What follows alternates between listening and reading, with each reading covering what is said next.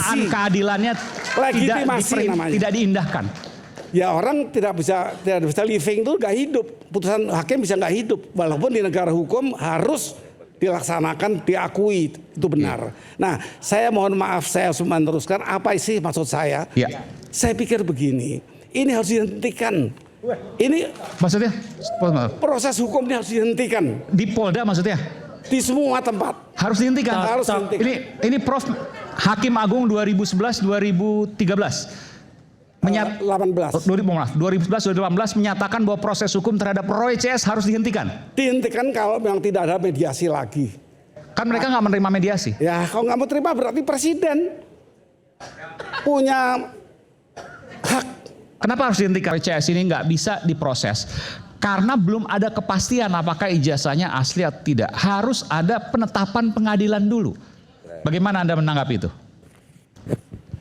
Ada dua kata lagi selain bisa, ada kemauan dan ada satu kehendak untuk apa tadi pertanyaan Pak Mahfud? Harus dibuktikan dulu lewat penetapan pengadilan apakah itu sidang dan seterusnya. Ketika itu asli baru bisa ditetapkan Mas Roy Suryo tersangka karena fitnah. Tapi kalau belum tahu itu asli atau palsu, bagaimana menetapkan kesalahan atau fitnah tersebut? Saya agak berbeda pendapat. Karena kalau dikatakan harus ada ijazah dulu, itu sudah melalui proses hukum. Saya akan mulai dari kedudukan hukum keduanya. Ini satu pertikaian saya sebut sebagai elit-elit negara. Yang satu mantan menteri, Pak Roy Suryo. Yang satu mantan presiden. Nggak apa dipampang aja, nggak apa. Silakan. Silakan. Jadi artinya di sini sudah terjadi persengketaan dua orang yang elit di sebuah negara, itu Indonesia. Nah ini yang harus diketahui oleh publik secara jelas. Lex serta bahasa. Tapi gimana menetapkan bahwa itu fitnah atau bukan? Sementara kita nggak tahu yang asli seperti apa. Adakah asli atau ada palsu misalnya? Itu pertanyaan mendasar, basic. Saya akan memulai dari sebenarnya gambaran saya tentang bagaimana kedudukan hukum sebenarnya dari keduanya. Yang pertama kalau saya katakan dimulai dari mantan menteri Pak Roy Suryo. Itu tentu diperlukan syarat-syarat untuk mencuatkan sebuah perkara. Ada dua hal di sini. Yang pertama, karena Pak Roy mendalilkan, dia harus membuktikan. Yang kedua, ini nanti saya juga kenakan kedudukannya Pak mantan Presiden Jokowi. Sekarang saya satu pihak dulu, yaitu Pak Roy secara undang-undang ini 1865. KUH Perdata itu harus yang mendalilkan membuktikan. Kedua, adanya kerugian yang nyata yang dialami oleh orang yang menyatakan.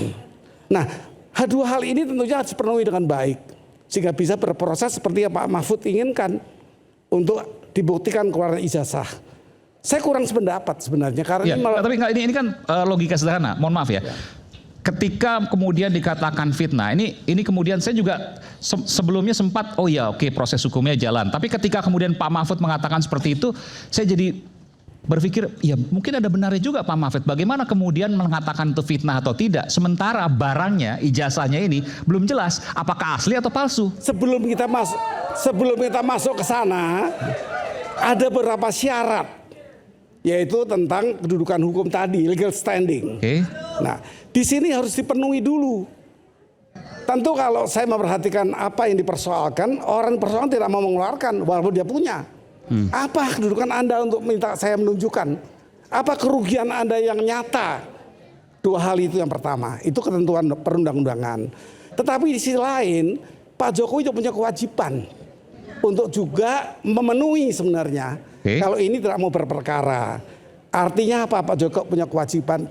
Pak Jokowi dipilih oleh rakyat tentang syarat-syarat yang dia tunjukkan untuk ini seorang sarjana ini akan menjadi presiden dan dia menjadi presiden.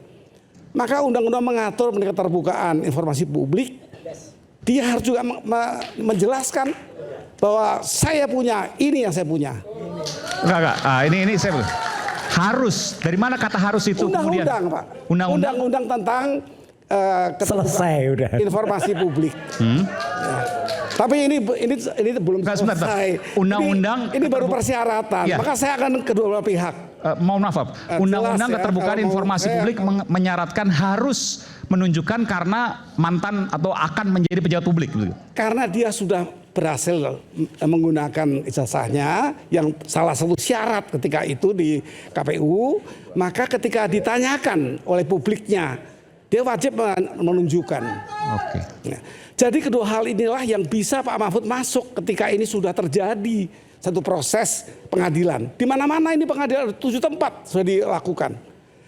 Pertanyaan saya itu pasal 9 ayat 2 ya di Undang-Undang tentang keterbukaan informasi publik itu. Nah, di sini publik mempunyai hak untuk menanyakan itu. Publik mempunyai hak menanyakan itu. Iya. Ini menarik ini makin menarik. Kalau profesor beneran ini.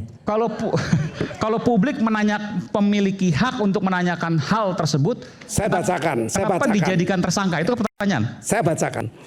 Pasal 9 ayat 2 Undang-Undang tentang keterbukaan informasi publik. Ya. Di sini disebutkan pejabat publik wajib menyediakan informasi tentang profil pejabat publik. Profil termasuk latar belakang pendidikan tentunya. Tetapi sebaliknya, saya kembali ke wilayah dari Pak Roy Suryo, maka pemohon juga harus menggunakan sarana publik, bukan langsung kepada yang bersangkutan atau kepada media. Sarana publik misalnya? Ini diatur di pasal 1 ayat 6. Jadi sebut saja nama pihaknya Pak Roy Suryo juga harus memenuhi undang-undang ini. Tidak boleh langsung yang bersangkutan menyuarakan keluar. Tetapi di pasal 1 ayat 6 ini pemohon informasi publik harus mengajukan permohonannya melalui badan publik. Banyak badan publik. Misalnya apa? Bisa ke pemerintah, bisa ke pengadilan, TUN dalam hal ini. Jadi itu juga kewajiban. TUN misalnya untuk meminta Pak Jokowi membuka. Ya, untuk informasi itu. Itu kira-kira. Tetapi yang terjadi kan yang Pak Mahfud katakan tadi, mesti ada ini, mesti ditunjukkan dulu. Nah, itu masuk pada wilayah pengadilan yang sedang berjalan dan sudah berjalan. Di sini saya juga akan mengkritisi sebenarnya legalitas semua dua pihak ini sama. Nanti akan menjadi legalitas pengadilan yang memutuskan. Hari ini sudah ada pencekalan. Ini sudah berjalan. Di pengadilan lain sudah berjalan juga ada putusannya.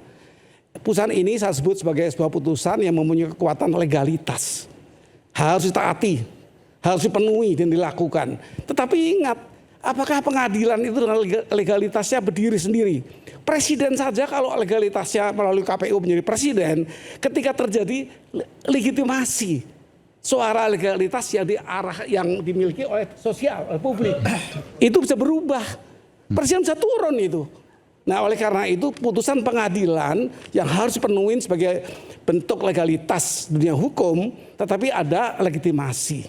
Kalau publik bersuara itu kan akan berubah total. Jadi kita balik ke kasusnya Mas Roy CS. Kenapa kemudian dijadikan tersangka? Karena tidak menggunakan badan-badan pemerintah tadi, badan-badan negara publik, tadi. Ya. Badan-badan publik. Iya, melalui sarana itu. Tapi itu kan perbandingan. Tapi bahwa masyarakat, rakyat berhak untuk menanyakan dokumen terkait pejabat atau ex pejabat tentang profilnya. Itu diatur dalam undang-undang boleh. Ya. Dan pejabat wajib menunjukkan. Tapi ketika dianggap misalnya ugal-ugalan gitu, maka dijadikan tersangka. Tidak begitu. Jadi gimana? Ini proses pengadilan mempunyai namanya satu syarat yang akan berjalan di pengadilan. Dan ini sudah terjadi. Bahkan ada pencekalan. Pertanyaannya tadi, apakah putusan pengadilan itu betul-betul mempunyai legalitas yang diterima oleh publik? Belum tentu. Karena ada legitimasi. Saya katakan presiden yang ditunjuk secara legalitas melalui pemilu, ditunjuk dilantik si presiden pun kalau masyarakat mempunyai legitimasi yang berbeda, kecakapannya kurang, apa dipersoalkan secara masif, itu bisa dibatalkan, bisa batal, tidak berkekuatan hukum dia. Nah, lanjutan dalam kasus ini sekarang sudah berjalan. Saya akan mengatakan tadi, apakah nanti putusan hakim diterima oleh masyarakat? secara legitimasi. Misalnya apa? Misalnya putusan hakim menyatakan Mas Roy bersalah. Roy Katakan ya begitu atau Mas Roy dibetulkan misalnya. dibetulkan maksudnya? Ditolak, dianggap yang betul presiden, mantan presiden misalnya. Dianggap Pak Jokowi yang benar. Ya, Mas Roy bersalah itu gitu. legalitas hukum di negara hukum. Iya. Tetapi itu tidak otomatis bisa hidup di masyarakat. Bisa diterima oleh publik. Bisa tidak diterima juga. Ya, maksudnya ketika itu terjadi, belum tentu publik bisa menerima. Belum tentu. Kalau legitimasi publik menganggap ini tidak ada keadilan sosial, tidak ada social justice. Kan sudah ada sidang sebelumnya, Gus Nur dan Bambang Tri. Oleh karena itu, saya akan melanjutkan sedikit kalau waktu saya masih diizinkan. Silakan. Maka Lebih dekat lagi, Prof. Maka putusan pengadilan itu tidak satu-satunya jalan diharapkan oleh dua pihak. Tidak perlu itu. Artinya maksudnya tidak perlu gimana, Prof? Artinya proses di pengadilan itu belum tentu bisa living di masyarakat sebagai diterima. Saya membaca, artinya begini, belum tentu putusan pengadilan itu benar. Kalau benar secara hukum harus diakui ya. Harus diakui benar. Benar. Tapi belum tentu diterima oleh masyarakat. Betul. Belum tentu memenuhi rasa keadilan masyarakat. Betul sekali, karena yang satu adalah legal justice Ya. dan yang lain social justice. Itu bisa berbeda walaupun pengalaman mengetok. Oleh karena itu saya mengatakan yang menang jadi arang, yang kalah jadi abu dari dua bekas pimpinan negara ini.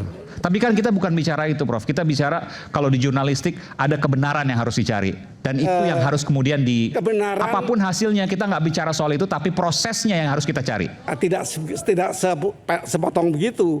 Kebenaran dan keadilan. Kalau di hukum, keadilan oke. itu menurut keadilan yang mana? Kalau keadilan hukum, legal justice, masih ada social justice, bergerak masyarakat. Ini yang kita takutkan. Bentar, ini kalau seandainya tidak diperlakukan dengan baik, masyarakat bisa bergerak. Bisa kan, dia punya kekuatan masyarakat yang disebut Maksudnya sebagai gimana? Karena legitimasi. perasaan keadilannya Namanya. tidak diindahkan.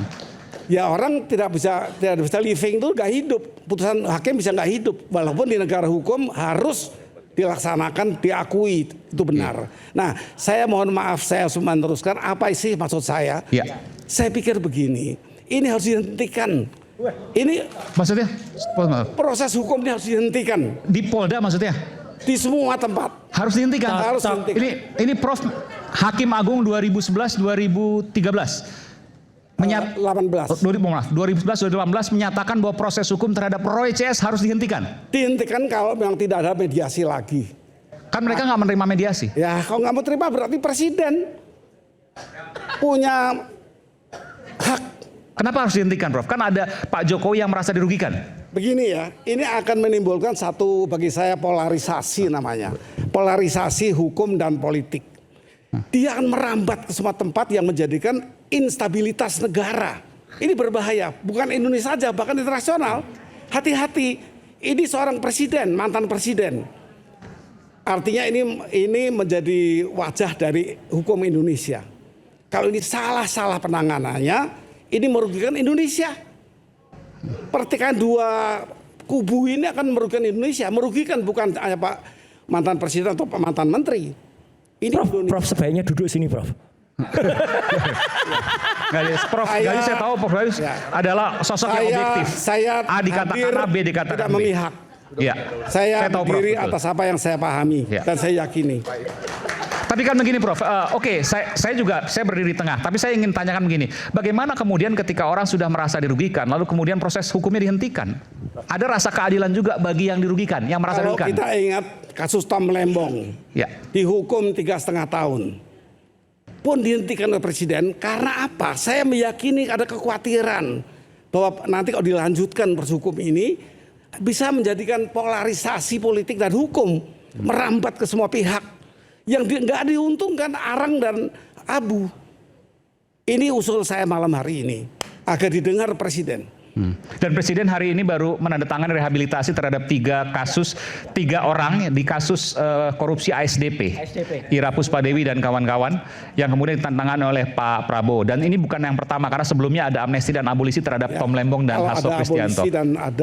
Jadi presiden tentu mendengarkan hal ini. Presiden inilah yang sebenarnya presiden harapkan saat ini. Dengan ketegasannya, bahkan dengan ide-idenya. Beliau bukan. Tapi dalam proses hukum ini apa bisa dihentikan? Kalau seandainya sudah diputus vonis, kan yang kita lihat sudah divonis baru bisa dihentikan. Oh, tidak selalu. Justru ini yang sebelum diputus pengadilan ini lebih asli dari bentuk abolisi. Bentuknya apa, Prof? Ya, menghentikan proses hukum yang akan dikhawatirkan. Presiden nggak mengintervensi hukum? Tidak, dia punya hak politik yang berkaitan dengan hukum. Abolisi, amnesti. Itu semua bagian-bagian dari presiden melakukan tindakan-tindakan agar stabilitas negara dan keamanan negara. Hukumnya adalah salus populi lex exto. Keselamatan. Ya, bisa juga pakai itu. Keselamatan umum adalah hukum tertinggi. Hukum tertinggi. Esto ya. Jadi yang dia memang tidak ada lagi. Tapi saya berharap sekali lah. Ini carut marut ini sudah terlampau lama. Udah sekian tahun. Oke. Saya tertarik, bagaimana kemudian presiden bisa menghentikan?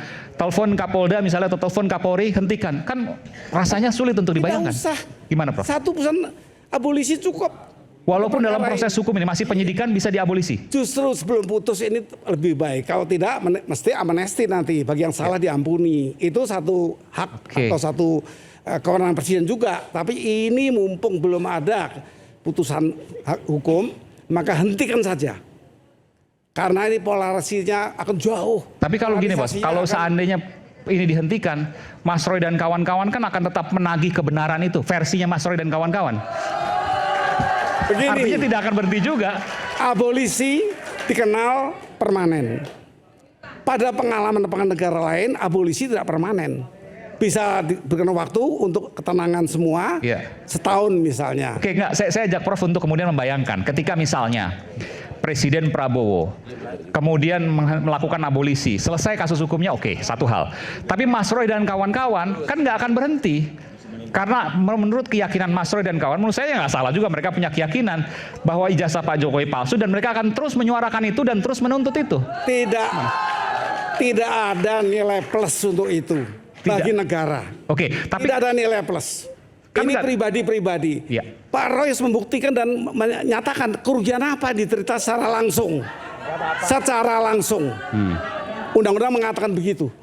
Jadi secara langsung apa yang diulang kalau Pak Roy CS mantan menteri yang bermusuhan dengan perkara, maksud saya. Ya, maksudnya Prof mau memberikan tausiah kepada Mas Roy kalau udah diabolisi ya udah stop gitu. Ya, saya memberikan pandangan pada publik. Saya publik jangan terpolarisasi, ikut-ikutan. Paling tidak. Tapi kalau ada penghentian untuk Tom Lembong, kenapa tidak kepada perkara ini? Tapi saya ada pertanyaan karena Prof tahu ada 3 pengadilan ya. Pertama di pengadilan Jakarta Selatan atau Utara? Selatan ya, PN Utara kalau nggak salah, PN Jakarta Utara. Terus kemudian di pengadilan